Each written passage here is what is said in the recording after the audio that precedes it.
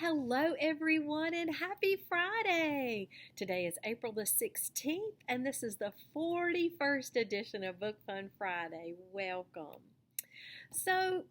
Sometimes you just need a good old classic YA novel to read, written by an awesome young adult author, and that's what I'm going to be talking about today. The book I'm going to be discussing today is titled My Brother's Keeper, and it's written by the author Patricia McCormick. You may recognize her name because, 8-9 months ago, I talked about another of her books. That book is titled Never Fall Down. It's historical fiction set in Cambodia. It's the same author. I would say that Patricia McCormick is probably my top one or two, three young adult authors of all time. I absolutely love her writing and I love her books. So I'm excited to talk to you about her book, My Brother's Keeper. So the protagonist of this novel is a ninth grade boy named Toby. And Toby has an older brother named Jake and a younger brother named Eli. And these three boys have always been best buddies who have hung out and had their little inside jokes, played video games together, that kind of thing. They've always been really, really tight until their father left. And pretty much the minute their dad walked out on them, things started to fall apart in their family. Their mom sank into depression. Toby watched his older brother, Jake, start sneaking out of the house. He realized that Jake was hanging around with a bad element. He was smoking cigarettes. He was doing drugs. Their younger brother, Eli, sort of retreated into himself, started sucking his thumb again, hiding under his blankie. Things are not going well for this family when the dad walks out. And as such, Toby decides, this 14-year-old, this ninth grade boy, decides that it is his responsibility to make everything okay again. He decides he has to be the grown-up. He has to help his mom come out of depression. He has to help his brother stop doing drugs. He has to help his other brother stop hiding under a blankie and sucking his thumb again. He takes all the responsibility on himself when things start to fall apart. And so you sort of understand now where the title comes from, My Brother's Keeper. He decides that he has to be the keeper of his family and fix things for them again, which is, of course, completely wrong. A child, a ninth grade boy, shouldn't have to bear that responsibility. I'm going to share a passage like I always do. Now, one of the things that I really admire about Patricia McCormick, who is this adult female writer, she has the capacity to put herself into the minds of characters that are completely opposite of that. This grown woman writer, she actually captures so well the minds and the thought processes and the fears and of a teenager. And I really appreciate the fact that she can do the perspective of not just a teenager, but a teenaged boy in the telling of the story. It just feels so authentic. She's just great at that. I love that she is able to do that. It's one of the reasons she's one of my favorite YA authors. So I say that as a setup to the scene that I'm going to read here.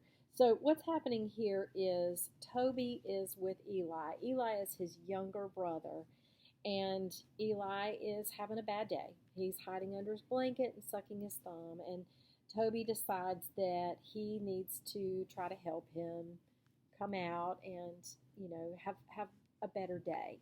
Of course, their older brother has gone out. He snuck out of the house. Their mom is not at home at the time. And so Toby is taking the care of Eli completely on himself. And so he suggests that they play a video game together. Except he decides that he's not only going to play a video game with Eli, he's going to give him a big head start so that he'll let him win. Eli pumps his skinny little arms in the air when he crosses the finish line. Again, he says? Want to do it again? I don't, but I do. Just because he gets such a kick out of winning, even with a no-fail head start. After about 185 more races, he puts down the controller and looks at me. Toby, he says, can I ask you something? I use a big brotherly sounding voice. Sure. The Easter Bunny, he says. It's really Mom, isn't it? I do the only thing a person can do at a time like this. I stall. Who told you that? Jimmy Badowski? Paul Badowski was the one who told me back in first grade. The whole family is a bunch of holiday wreckers, if you ask me. Well, who's he, I say, Encyclopedia Britannica? Which is not only not the kind of thing an older, big brotherly role model type person would say, it's more like the completely lame kind of thing something Eli's age would say. Eli looks sort of worried, which makes two of us. This being one of those once-in-a-lifetime childhood moments that can easily become one of those once-in-a-lifetime childhood traumas, I try to think of some wise, mysterious, not technically truthful, but not technically not truthful things people say on the Hallmark Channel. I believe in the Easter Bunny, I say. You do? I nod.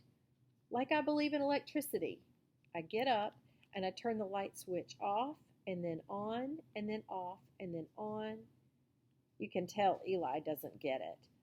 The Easter Bunny is one of those things you can believe in, even if you don't see them, which isn't exactly profound or mysterious, but it seems to convince Eli, or at least seems to make him feel better, since he's now looking at me like I might actually be a sort of role model big brother for once.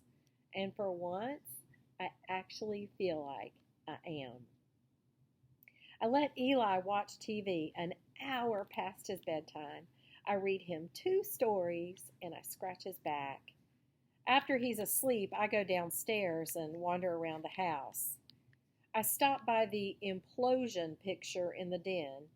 As usual, it's face down, so I turn it face up. Just as a point of clarification, the implosion picture.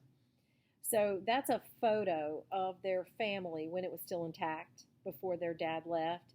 The group of them had gone downtown to this place where a demolition group was imploding a building, and they all went down together to watch that. And there ended up being a photograph taken. They took a picture of the whole family.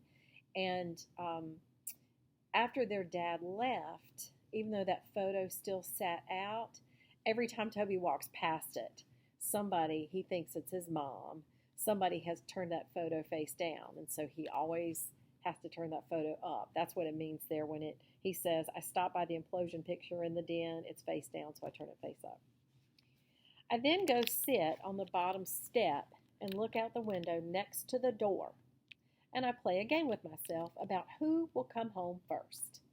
I know it's my mom if a pair of headlights come straight toward the house and then turn off, because that'll mean she's parking in ye old parking space in front of our apartment, which means I'll have to tell her that some kid in Jake's class who's sick with pneumonia and whose mother can't drive called and asked Jake to walk over the notes for the chemistry test tomorrow. Because remember I said his mom's out, but Jake is also out.